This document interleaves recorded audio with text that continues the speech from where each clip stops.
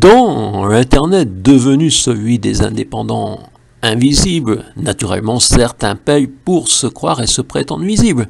Il existe quelques rares passages où forcément tout n'est pas parfait, où l'argent fait des ravages.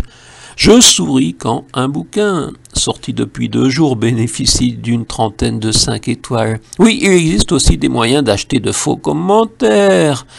Et il existe le concours Amazon Plume francophone, l'édition 2021, j'y participe, en espérant que le jury ne sera pas dupe de ceux qui payent pour des achats et des étoiles.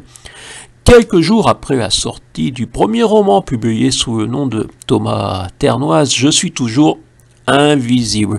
Je vais vous faire une petite lecture simplement de la 4e de couverture. Comprendre le dénouement politique survenu en France lors de l'effondrement de l'ère numérique nécessite de replonger dans les 20e et 21e siècles, origine des suprématies du millénaire. Seul le président et la famille du scientifique connaissent son expérience sur l'énergie, étincelle suivie de la disparition de tout phénomène électrique sur notre planète. Pour le reste de l'humanité, il s'agit de survivre dans la nouvelle donne sans la moindre idée de la cause de ce blackout.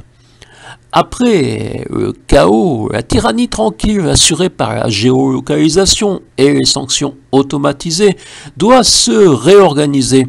On assiste à une forme de retour à une vie pensée comme au XVIIIe siècle, agrémentée du dérèglement climatique quotidien, sans climatisation, ni cabine de décontamination, de l'eau et l'air contaminés, de toutes les chimies et catastrophes du passé.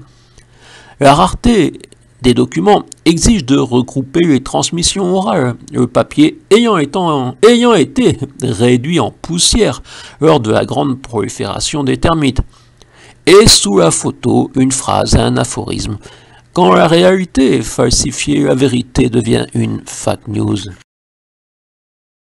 L'argument de la légitimité historique, rabâché par le Hashbot, m'a toujours semblé ridicule.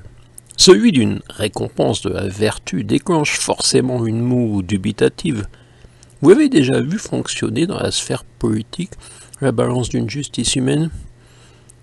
Il peut néanmoins apparaître recevable, faute de mieux, si l'on considère la disparition de l'électricité impossible par la simple expérience d'un scientifique.